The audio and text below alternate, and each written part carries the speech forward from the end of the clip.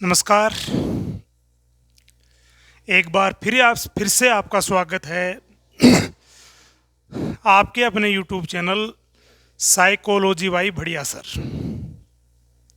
जैसा कि आपसे वादा किया था कि पहले 3 जो वीडियो हैं वो अपने सिलेबस से रिलेटेड होंगे, वो अपन कर चुके हैं। आज अपन शुभारंभ करेंगे अपन टॉपिक वाइज अपना जो साइकोलॉजी है इसको पढ़ने के बारे में। कैसे चलेंगे? जैसा कि एक शिक्षण का सिंपल तरीका होता है, अपन आज जो टॉपिक करेंगे सरल से कठिन की ओर, ज्ञात से अज्ञात की ओर, मान लीजिए है ना, सामान्य से विशिष्ट की ओर, जो बातें अपन करते हैं वैसा है कि जो आप जानते हो साइको के बारे में, ऐसा ही टॉपिक से अपन इसकी स्टार्ट करने जा रहे हैं। ठीक है ना। धीरे धीरे क्या होगा, डिफ़िकल्टी का जो लेवल है वो भी अपन बढ़ाएंगे। क्वेश्चंस भी ऐसे ही करेंगे। मतलब पढ़ने का तरीका अपना क्या रहेगा कि अपन पहले इजी से चलेंगे, फिर मीडियम होगा, फिर डिफ़िकल्ट जो चीज़ें हैं वो आएंगी। वैसे ही क्वेश्चंस होंगे। जैसे ही कोई टॉपिक हो जाएगा तो उसका पीपीटी जो है वो आपको यहीं पे इस डिजिटल बोर्ड के ऊपर मिलेगा, है ना। बाकी जो मैटर है, प्रिंटेड मैटर है ना, वो आने वाले वीडियोज़ में, है ना, मैं आपको बताऊँगा। अपना जो टेलीग्राम चैनल है उसके ऊपर भी आपको PDF वगैरह मिलेंगे। ठीक है ना। अब जबकि अपन आज टॉपिक स्टार्ट करने जा रहे हैं तो बीच में अपन मोटिवेशन से संबंधित बात करेंगे। साइकोलॉजी का टीचर होता है, वो मोटिवेट करता है स्टूडेंट्स को, वो अपन करेंगे, है ना। आज मैं केवल छोटी सी बात बताऊंगा आपको मोटिवेशन की, है ना, सिंपल तरीके से। भाई मोटिवेट जब आप होते हो, खुद को आप प्रेरित करते हो, तो मेरा ये मानना है कि आपके पेरेंट्स जो हैं उनसे बड़ा मोटिवेशन आपको कहीं नहीं मिल सकता। आप केवल एक बार चिंतन करें, चिंता न करें, केवल एक बार चिंतन करें कि आपके पेरेंट्स यदि किसान हैं तो देखें आप वो कितना कठिन मेहनत करते हैं इतनी कड़कड़ाके वाली ठंड के अंदर। या आपके पेरेंट्स जॉब वगैरह करते हैं तो भी आप देखेंगे वो अर्ली इन द मॉर्निंग, है ना, जाते हैं, ड्यूटी करते हैं, आपके लिए कितना वो संघर्ष करते हैं। उनसे आप प्रेरणा ले सकते हैं, है ना। तो वो सबसे ज़्यादा आपके काम करेगा, यस मुझे ये करना है ना। क्या है, जैसे एग्जाम्पल, ये एक स्पेस है, ये एक स्पेस है ना, जहां हम बिलोंग करते हैं। मीन्स कि आप कैसे घर से, कैसे परिवार से, कैसे इकोनॉमिकल कंडीशन है, इन बातों पे आपको नहीं जाना है। वास्तविकता ये है कि अपन यहां पर हैं। ठीक है। ये देखिए मैंने एक लाइन यहां पे की है, और ये है आप, ये है आप, यू, है ना। बहुत सिंपल तरीके से अपन बात करेंगे, है ना। ये एक लाइन और है, ये है प्रॉब्लम। प्रॉब्लम यानी कि हम जिंदगी में कोई भी काम करेंगे उसमें कोई न कोई समस्या, कोई न कोई कठिनाई आ ही जाती है ना। और अपन अमूमन क्या करते हैं, उन प्रॉब्लम्स को देख कर क्या करते हैं कि भाग जाते हैं, यस मैं नहीं कर सकता। तो वहां पर अपने को केवल इतना चिंतन करना है कि वो कर सकता है तो मैं क्यों नहीं कर सकता। देखिए, चाहे रीट की वैकेंसी की तैयारी करें, चाहे आप सेकंड ग्रेड की करें, चाहे फर्स्ट ग्रेड की तैयारी करें, है ना, टॉपिक भी आज वाला तीनों के ही काम का है। लेकिन मैं कहना क्या चाह रहा हूँ कि आप किसी भी ग्रेड की एग्जाम करें, तैयारी करें, वैकेंसियाँ राजस्थान में सबके लिए बराबर हैं, आपको केवल एक पद चाहिए, है ना। जो पढ़ रहे हैं उनके लिए भी 24 घंटे होते हैं, वही पेपर उनको मिलने वाला है, वही पढ़ाने वाले, है ना, उनके साथ हैं जो आपके साथ जुड़े हुए हैं। ठीक है ना। तो उनका सिलेक्शन हो सकता था, आपका क्यों नहीं हो सकता। वैकेंसियाँ पहले भी आई हैं, लोग पहले भी लगे हैं, है ना। वैकेंसियाँ आगे भी आएंगी, लोग आगे भी लगेंगे, आप भी लग सकते हो। वो प्रॉब्लम क्या उनके नहीं थी? क्या पेपर पहले आउट नहीं होते थे? क्या भ्रष्टाचार पहले नहीं होता था? ये सब चीज़ें थी, वो आज भी हैं। तो अपन क्या होता है, ये प्रॉब्लम है, इसको देखकर घबरा जाते हैं। और एक है ये आपका टारगेट। क्या है? टारगेट, है ना। मैं केवल टी लिख देता हूँ, TARGET, टारगेट। ठीक है ना। अब देखिए आप यहाँ हैं इस स्पेस में, आपको क्या दिखाई दे रहा है? केवल प्रॉब्लम्स दिखाई दे रही हैं। तो मैं कहना क्या चाहता हूँ, ये प्रॉब्लम्स तो साथ चलती रहेंगी, है ना। इन प्रॉब्लम्स पे ध्यान नहीं देना है, हमें क्या करना है, देखो ये जो हमारा टारगेट है इसको इतना ऊंचा कर देना है कि हमें केवल और केवल क्या दिखाई दे, टारगेट दिखाई दे, हमारा लक्ष्य दिखाई दे कि यस मुझे तो टीचर बनना है। उसके एक रणनीति के साथ आप तैयारी करेंगे, जैसे कि मैंने आपको बताया कि सिलेबस होगा, बिंदु उसको टिक करेंगे, एक ऑथेंटिक सामग्री अपन खरीदेंगे, उसके माध्यम से जो है ना अपन पढ़ेंगे, ठीक है ना। ऑथेंटिक सामग्री की बात जब आती है तो मैं आपको बता रहा हूं कि आपको जो मैटर आज से लिखवाया जाएगा वो भी बिल्कुल प्रमाणित लिखवाया जाएगा, ऑथेंटिक बुक्स में से लिखाया जाएगा। आने वाले वीडियोस में वो बुक के नाम से भी बताऊंगा, आपको दिखाऊं भी यहाँ पे उनकी पिक कि ये वो बुक्स हैं जहाँ से मैं खुद अध्ययन करता हूँ। कि देखो हर बार क्या होता है एग्जाम में एक दो क्वेश्चन ऐसे होते हैं, वो RPSC है चाहे माध्यमिक शिक्षा बोर्ड अजमेर है, वो गलत उत्तर मान लेता है ना। तो हम आपको प्रूफ के साथ वो चीज़ देंगे कि यस ये इसका उत्तर होगा, कि कल को कोई गलत उत्तर मान लिया जाए तो आप उसके ऊपर आपत्ति लगा सकते हैं, ठीक है ना। तो अपन एक प्रमाणित विषय वस्तु के साथ अध्ययन स्टार्ट करेंगे, है ना। और आज अपन जो टॉपिक पढ़ने जा रहे हैं उसकी अपन शुरुआत करते हैं नए समय खराब करते हुए। आज जो अपन टॉपिक पढ़ेंगे वो टॉपिक है, मैं आपके सामने लिखता हूं, यहां लिखूंगा मैं, देखना है कि अपन भूमिका के रूप में यहां तक पहुंचेंगे। आज जो अपन टॉपिक पढ़ेंगे वो होगा व्यवहारवाद, बिहेवियरिज्म। कौन सा टॉपिक पढ़ेंगे, व्यवहारवाद। ये वो टॉपिक है जिसकी अपन बात करने जा रहे हैं, व्यवहारवाद, ठीक है। और व्यवहारवाद का नाम जैसे ही आता है यहां पर एक नाम आएगा जो आप अमूमन सुनते हो, पढ़ते हो, JB वाटसन। मैं केवल वाटसन लिख रहा हूं, कौन आएगा, JB वाटसन।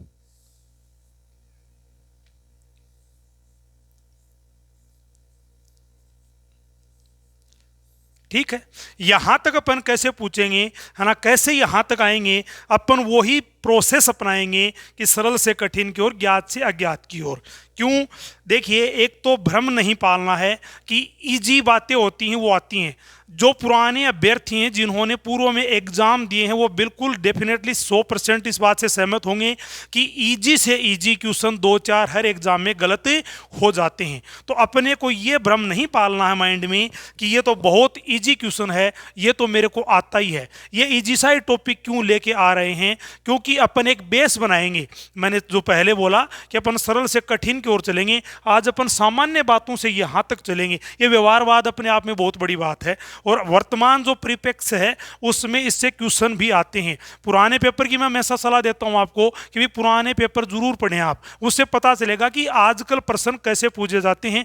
10 साल पहले जो प्रश्न पूछे जाते थे वो आजकल नहीं पूछे जाते हैं, 5 साल पहले पूछे जाते थे वो भी नहीं पूछे जाते हैं। लेकिन हर एग्जाम में 2-3 इजी क्वेश्चन जो हैं वो डेफिनेटली आते हैं।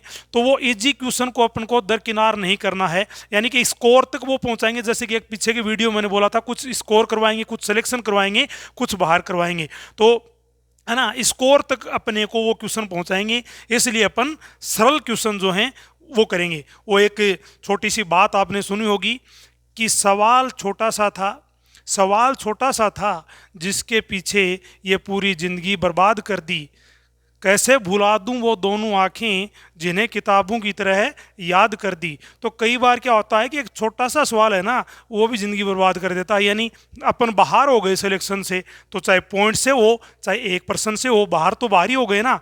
तो इजी क्वेश्चन भी इंपॉर्टेंस रखते हैं। इसकी पूरी भूमिका अपन पहले से लेके आएंगे। देखो व्यवहारवाद की बात आए तो वाटसन, है ना, और व्यवहारवाद की बात आए तो पहले अपन क्या करेंगे कि जो मनोविज्ञान का डेवलपमेंट हुआ उसके ऊपर अपन बात करेंगे, ठीक है ना। मनोविज्ञान के डेवलपमेंट की बात आती है तो बहुत इजी से प्रोसेस में आज अपन इस टॉपिक पे चर्चा कर रहे हैं। सबसे पहले जो है वो मनोविज्ञान किसका विज्ञान बनता है, आपको सबको पता है, आत्मा का विज्ञान। किसका विज्ञान, आत्मा का विज्ञान।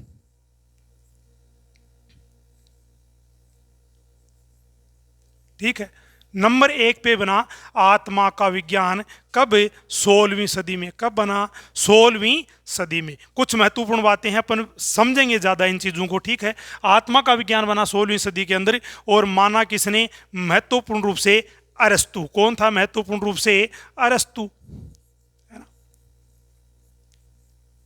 महत्वपूर्ण रूप से था अरस्तु, जो मनोविज्ञान को मानता आत्मा का विज्ञान, यानी सोल ऑफ साइंस, आत्मा का विज्ञान। यानी कि इनका ये कहना था कि मनोविज्ञान जो है वो क्या करता है, आत्मा का अध्ययन करता है। अध्ययन की बात आए तो आपको पहले कुछ क्वेश्चंस का पता है कि साइकी प्लस लोगोस शब्द दो से मिलकर ये बना। साइकी का मतलब है ना आत्मा, लोगोस का मतलब अध्ययन, है ना, आत्मा ज्ञान। लेकिन क्या हुआ कि आत्मा है या नहीं, इसका रंग कैसा है, आकृति कैसा है, ये मत नहीं चला, ठीक है ना, ये मत नहीं चला। तो फिर दूसरे नंबर पे क्या हो गया,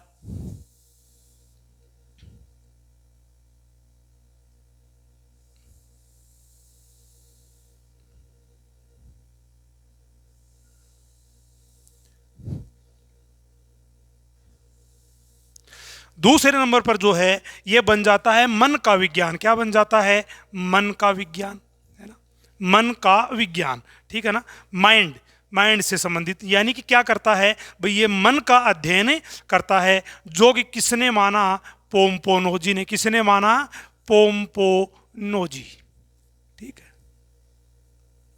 पोम्पोनोजी। महत्वपूर्ण जो हैं उनकी मैं बात कर रहा हूं। आत्मा का विज्ञान यदि पूछे तो आप करेंगे, है ना, प्लेटो भी था, अरस्तु भी था, है ना, महत्वपूर्ण रखोगे अरस्तु, है ना। ये बना 17वीं शताब्दी में। कब बना, 17वीं सदी के अंदर, है ना। तो इन्होंने क्या कहा कि भाई क्या करता है, मन का अध्ययन करता है, माइंड का अध्ययन करता है। लेकिन जो इनके आलोचक थे, जो इनसे सहमत नहीं थे, वो क्या बोलते हैं कि भाई मन है ना किसी का अपन पढ़ नहीं सकते, स्थिर नहीं होता। पशु है ना, उनमें माइंड है ना अलग होता है, मस्तिष्क अलग होता है, उनकी सोचने की क्षमता अलग होती है ना, मनुष्य की क्षमता अलग होती है।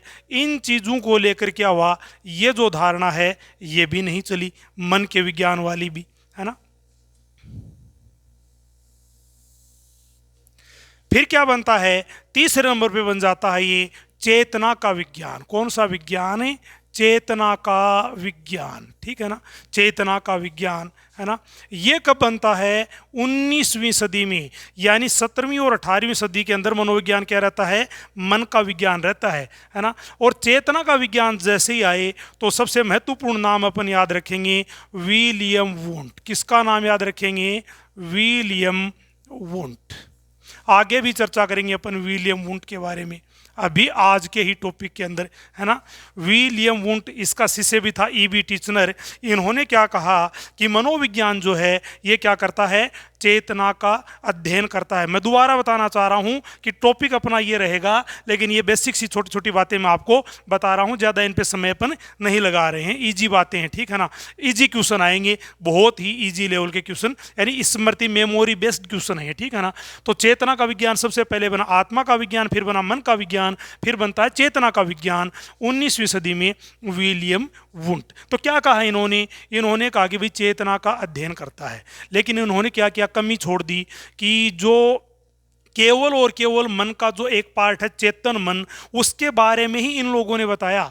बाकी जो मन के दो और पार्ट हैं उनके बारे में इन्होंने नहीं बताया, अर्ध चेतन मन और अचेतन मन। जैसे ही इन तीनों की बात आएगी, चेतन मन, अर्ध चेतन मन, अचेतन मन, इन तीनों के बारे में अपन कहाँ पढ़ेंगे, लगभग स्टूडेंट जानते हैं। बात करेंगे सिगमंड फ्राइड की, आगे चल के सिगमंड फ्राइड की, जिसने मन की तीनों अवस्थाएं बताई थी, मनोविश्लेषणवाद दिया था, मनोविश्लेषण जो सिद्धांत है वो दिया था, है ना। बहुत महत्वपूर्ण योगदान उनका साइकोलॉजी में रहा था। तो उन्होंने मन की तीनों अवस्थाएं बताई थी, तो इसलिए इन्होंने केवल चेतन मन के बारे में बताया, इसलिए ये नहीं बढ़ा, ठीक है ना। विलियम वुंट की जैसे ही बात आए तो आप सबको पता है कि मनोविज्ञान की दुनिया में प्रथम प्रयोगशाला, है ना, साइकोलॉजी की प्रथम लेबोरेटरी जो है वो इन्होंने ही स्टार्ट की थी मनोविज्ञान की। इसलिए प्रयोगात्मक मनोविज्ञान का जनक किसको माना जाता है, विलियम वुंट को। आपको पता है 1879 में, 1879 में लिप्जिंग जर्मनी में विलियम वुंट जो है इन्होंने मनोविज्ञान की प्रथम प्रयोगशाला स्टार्ट की थी। प्रथम की बात आती है तो भारत में मनोविज्ञान की प्रथम प्रयोगशाला जो है वो 1916 में स्टार्ट हुई थी। भारत में मनोविज्ञान की पहली प्रयोगशाला 1916 में स्टार्ट हुई थी, कोलकाता विश्वविद्यालय के अंदर, है ना। और प्रथम की जैसे बात आए तो जिस सब्जेक्ट को अपन पढ़ रहे हैं इस सब्जेक्ट का नाम जो है यानी मनोविज्ञान शब्द का प्रयोग भी सर्वप्रथम किसने किया था? आप सबको पता है, रुडोल्फ गोएकल ने। प्रथम की बात चल रही है, मनोविज्ञान की प्रथम प्रयोगशाला विलियम वुंट ने स्टार्ट की, है ना। भारत में मनोविज्ञान की प्रथम प्रयोगशाला 1916 में, है ना, यहाँ पर हुई 1879 में। और मनोविज्ञान शब्द का सर्वप्रथम प्रयोग किया था रुडोल्फ गोएकल ने, साइकोलॉजिया नामक एक पुस्तक लिखी थी उसके अंदर, ठीक है ना। तो इन्होंने क्या माना? इसको चेतना का विज्ञान माना। लेकिन क्या हुआ? यह भी नहीं चला। और फिर क्या आ गया चौथे नंबर पर? चौथे नंबर पर आ गया व्यवहार का विज्ञान, जिसकी ओर अपन बढ़ते जा रहे हैं। क्या आ गया? व्यवहार का विज्ञान। व्यवहार का विज्ञान, है ना। व्यवहार का विज्ञान जैसे ही आए तो यहां पर अपन किसकी बात करेंगे? वाटसन की बात करेंगे। किसकी बात करेंगे? जिस वाटसन की आगे विस्तृत चर्चा करने जा रहे हैं। वाटसन है, मैकडूगल है, वुडवर्थ है, काफ़ी लोगों की अपन बात करेंगे, है ना।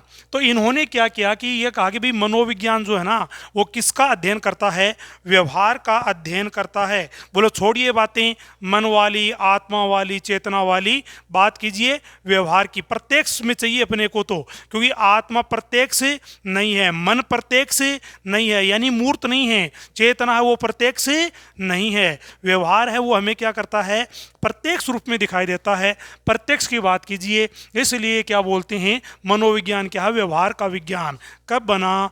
20वीं सदी के अंदर। कौन सी सदी के अंदर?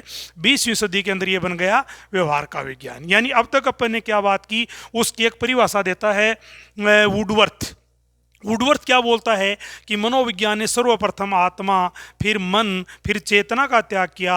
अब कौन से रूप में है? व्यवहार के रूप में है। ये किसने कहा था? ये कहा था वुडवर्थ ने। किसने कहा? वुडवर्थ। मनोविज्ञान जो है इसने सबसे पहले आत्मा का त्याग किया, फिर मन का त्याग किया, फिर चेतना का त्याग किया। अब क्या है? व्यवहार का विज्ञान है, ठीक है ना। तो आत्मा है या नहीं उस पर डिस्प्यूट हो गया, है ना। चेतना जो है उसके ऊपर हो गया, मन के ऊपर हो गया। व्यवहार का विज्ञान यानी जो प्रत्यक्ष रूप में दिखाई देता है, ठीक है ना। अब अपन कैसे बढ़ेंगे इसकी ओर, है ना। एक टॉपिक अपन आगे चल के, है ना, और एक विस्तृत टॉपिक मैं लेके आऊंगा।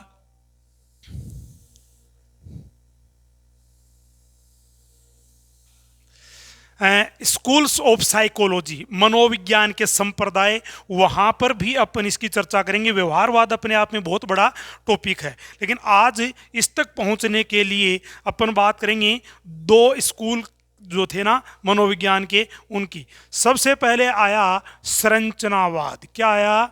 संरचनावाद। संरचनावाद, है ना। और एक अपन बात करेंगे प्रकार्यवाद की। प्रकार्यवाद, ठीक है। इन दो की अपन बात कर रहे हैं, ठीक है ना। ये भी व्यवहारवाद जो है ये भी क्या है कि साइकोलॉजी ऑफ स्कूल है ना, मनोविज्ञान का एक संप्रदाय है, ठीक है ना।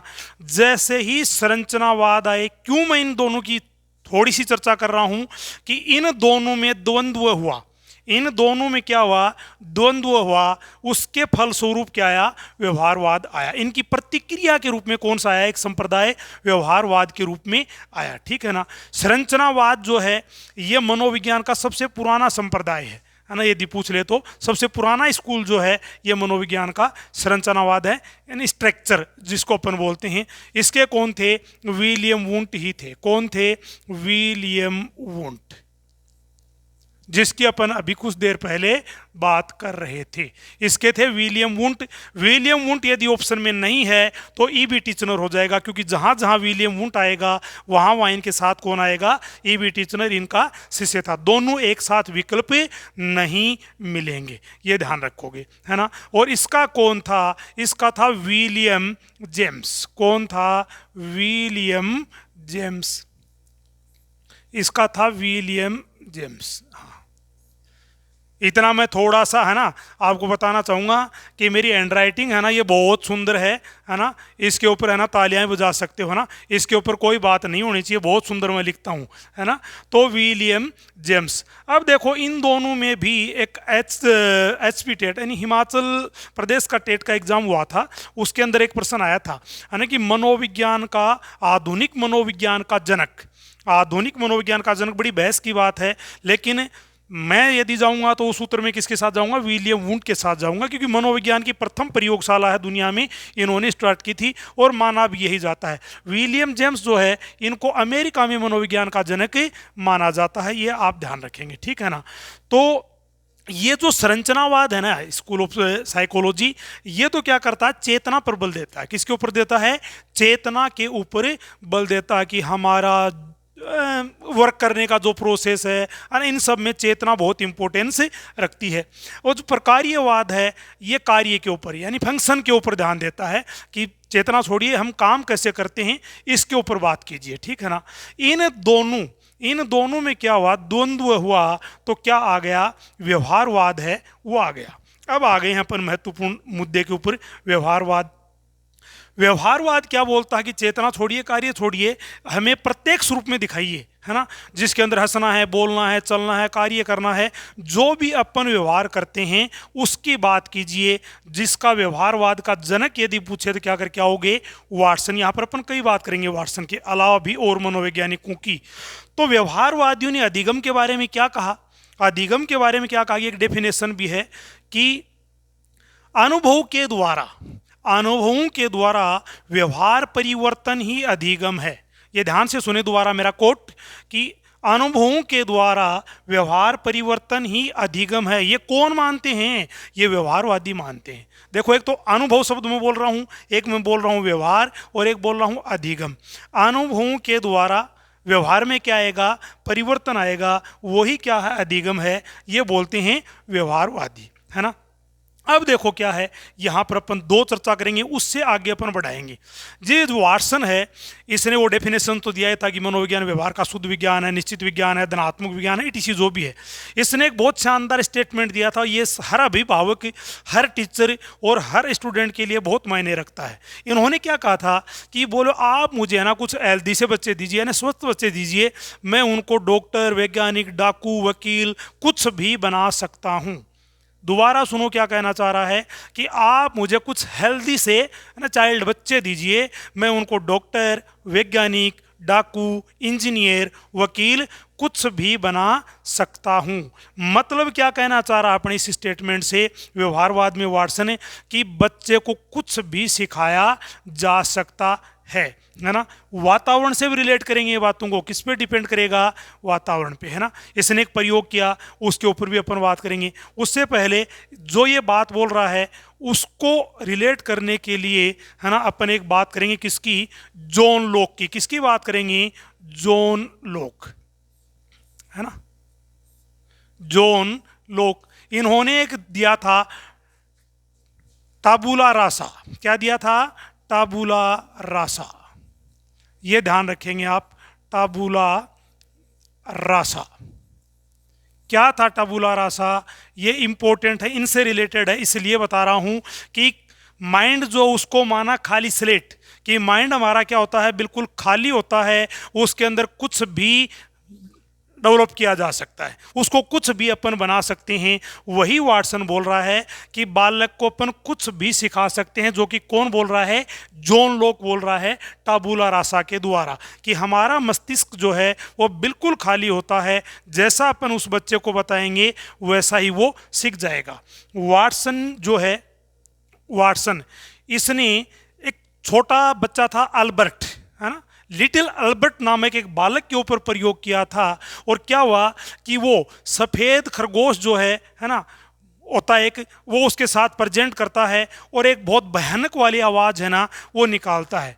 अब क्या हुआ कि ऐसा संबंध बना दिया वाटसन ने कि जब जब वो सफ़ेद खरगोश दिखाई देता है और वो आवाज़ आती है उधर से भयानक, तो बच्चा क्या होता है कि सफ़ेद चीज़ों से डरने लग जाता है। जैसे अपन व्यवहारिक रूप से अपन बालक को बोलते हैं कि देखते भी अपन, है ना, बचपन से देखते हैं भी कोई हमारे घर में छोटा बच्चा होता है और वो क्या होता है कि पर्टिकुलर मोहल्ले का, परिवार का, कोई आसपास कोई व्यक्ति है उससे डरने लग जाता है, तो वो क्या होगा कि जब कभी वो इंसान आएगा अपने घर पे तो वो बालक है ना कहीं घर में छुप जाएगा और तब तक रहेगा छुपा हुआ कि वो नहीं चला जाता। कि जैसे एग्जाम्पल अपन मारवाड़ी में बात करें, देखो क्या बोल रहा है कि जैसा अपन उसके माइंड में डालेंगे वैसा ही सीख जाएगा।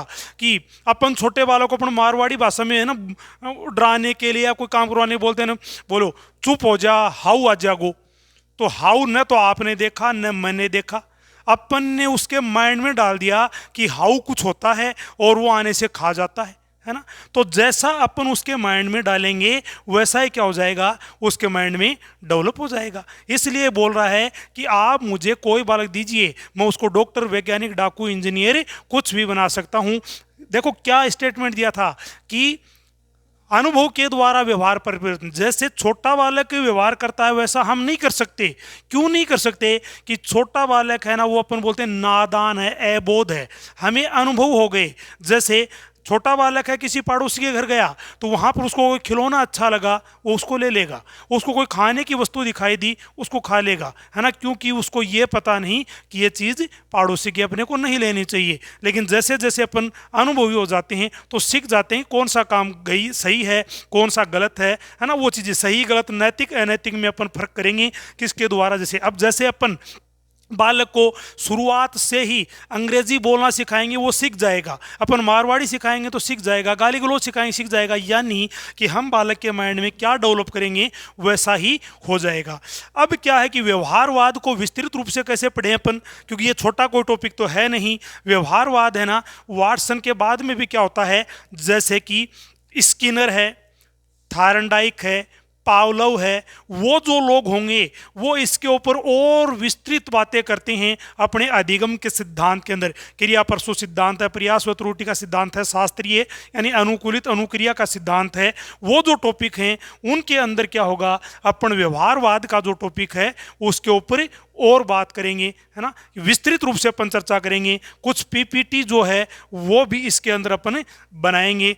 आज की क्लास यहीं तक, धन्यवाद।